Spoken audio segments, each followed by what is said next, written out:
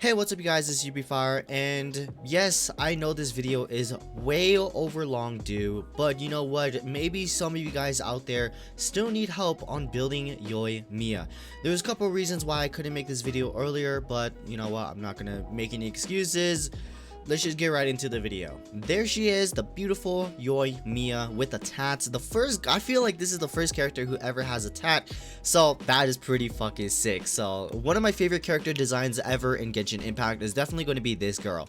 But let's go ahead and check up on how my Yubifier is taking a look right now. Let's go ahead and go into the details. The critical rate is 70 and the critical damage is only 103, and there is going to be a reason for that, and I will talk about it later in the video. But as for now, let's go ahead and take an overview on what it is. The energy recharge 129. Now let's go over the weapons that you can possibly put on Yubifier. The weapon that I chose on Yubifier is the Rust Refinement rank 5, and there is a reason why I have the Rust on her rather than the Ami's bow, and the reason why is because Rust at Refinement rank 5 actually outdoes the Ami's bow. Yes, surprisingly enough.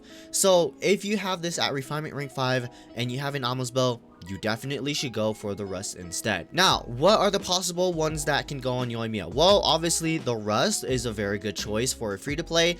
The Blackcliff Warbow is also good, but do keep in mind that the weapon effect is not going to be as helpful as, you know, compared to the Rust or even the Hamayumi. Now, Hamayumi is also a very, very good alternative choice too. Of course, if it was the choice between Ami's bow and the Hamayumi, then you would go for the Ami's bow. But if you don't have any 5-star weapons, then yes, you can go for this one. Now you might be wondering, what about the Skyward Harp? Well, I personally don't have it, so I can't really test it out myself. But yes, that is a very, very good weapon on Yubifier too, because of the critical rate it provides. And let's say you're one of those people who do have the Ami's bow as well as the Skyward Harp. Now you're asking me which one is actually better. I'm sorry, I actually don't know the answer. I would love to have a Skyward Harp and test it out too, but as you guys can see right here, I ain't got shit. Now onto the artifacts, which is the very important part. Which set should you go for? The 4-piece Sinamawa's Reminiscence or the 4-piece Crimson Witch? And honestly, I think both are very good. But maybe if you're using a certain team comp, then you should definitely go for the Crimson Witch 4-piece. Especially if you're using this guy along with her. Now, of course, there are going to be downsides to both of them, especially the Reminiscence downside to it, which is whenever you use your E, you actually take up your ultimates. As you guys can see right here, I have my ultimate ready. As soon as I press it, boom, I lose my ultimate right away. As to compare it to if you have the 4-piece Crimson set, then is not going to take your ultimate away, and whenever your elemental skill runs out, you can then ulti and swap out to your sub DPS. But why is the Reminiscence really good on Yubifier too? Well, that's because Yubifier, whenever she has this set on, she is actually really, really good, and she does a shit ton of damage with her arrows. Whenever you use her elemental skill, yes, of course, you're going to get rid of your ultimate, but you do gain a 50% increase of attack damage for 10 seconds for Yubifier, and that is really, really good. But in terms of swapping out to DPSs and really using her ultimate to the fullest, you're probably going to want the 4-piece Crimson. The only reason why I have this one on is because I already grinded for it and I wanted to test it, and yeah, it's not bad. Now, as for the Hourglass, obviously the main stat is going to be attack percentage. This one is going to be pyro damage, and this one is going to be critical rate or critical damage, whichever one you need. Now, I will say though, remember how I said that the critical rate does actually matter a lot more on Yubifier rather than critical damage, and the reason why is because you are actually going to be out DPSing if you have a high critical rate. Now let's go ahead and take a look at these two clips side by side. The one on the left is going to have a higher critical rate but a very low critical damage, and on the right is going to have a total of 66.6 critical rate and 131. A difference of 10 critical rate difference. This is crazy. So as you guys can see, I took the guy on the left down much more quicker than on the right, just because I was hitting crits almost every single time. That is why I prefer to focus more on critical rate rather than just the whole critical damage. Of course, having some critical damage is also very good, but having more critical rate and constantly hitting those 10Ks are very, very important. For the constellations, obviously we already know what the third one and the last one is. For the very first one, it's not too bad. But if you really want to go for Constellation, you should definitely go for Constellation 2. Constellation 2 is where her power spike really comes up from. In terms of the talents, now this might be surprising to you, but the talent you want to focus first is definitely going to be the normal attack. The normal attack has more multipliers, so you're probably going to want to upgrade that one first, and then come the elemental skill, and then lastly the ultimate here. Now let's go ahead and talk about team comps. There are some pretty interesting team comps that you can definitely bring along with Yoimiya, okay? One of my favorites is, it has to be Yoimiya, Hu Tao, Xinqiu, and Zhongli. Okay, Zhongli could be anybody else, like maybe Bennett or even Diona.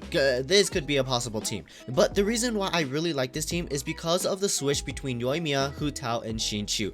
Xinqiu ultimate last for a very long time, okay? Long enough to the point where it can last for Yoimiya's E or even Hu Tao's E and still transfer onto the other character. And that way you'll be doing constant vaporize damage. Another great team that you could probably put onto is probably with Bennett. You know, obviously everybody knows what Bennett does, and of course the Renaissance for the two pyros, along with, you know, the previous team, which was Hu Tao. She does provide the pyro Renaissance here. Now another team is actually, yes, this is actually a really good team too.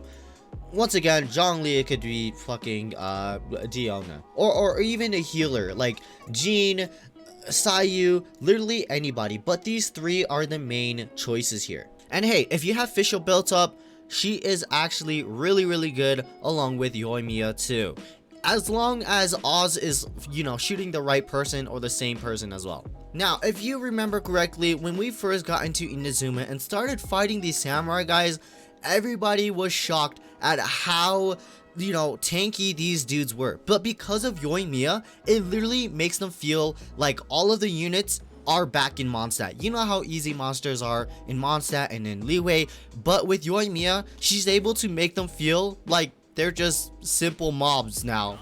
So we just do that, do this, boom, pop that down, and you know what, let's do this. Pop down Bennett, boom, and boom. And then let me just fucking wreck this dude. And boom, he's already done. Like, that is how crazy her damage is. And keep in mind, once again, this is not even the 4-piece Crimson, which will increase vaporize and melt damage and everything. She's really good. Now Yoimiya overall is a very good character. She is really good, and she is most importantly very fun to play. I only love characters if they are fun to play, and Yoimiya is one of those characters. She is amazing at single target DPS. As you guys saw with the samurai dude, you can really knock their health down a lot, like in such a short amount of time. But of course, that's not all. She does come with cons. Now, is she Ganyu tier level? No, she definitely is not. And of course, one of her big downsides, and the reason why she isn't Ganyu tier level, is because she doesn't really do that much AoE damage. But honestly, I think that's okay because you have a team, okay? There are other characters that can fulfill that role. For example, you know, you could swap out one of these characters for a character, or for like a sub DPS that does do AoE damage. You know what I mean? She is amazing, and if people want to shit on her, they can shit on her. I still think she is very good. I still use her in my teams, and she can easily carry you from floor 9 through 11. Easily 3-star every single one. But anyways guys, I really hope this helped you. I'm sorry this came out super late. Once again, due to unlucky circumstances, I wasn't able to record, you know, Yoimiya build video, and next is going to be Sayu. Hopefully I get her artifact, who knows. I've been farming for her artifacts for so fucking long and I still haven't got it. But anyways guys, I'll see you guys in the next one. Peace. Better than Nayaka's. あなた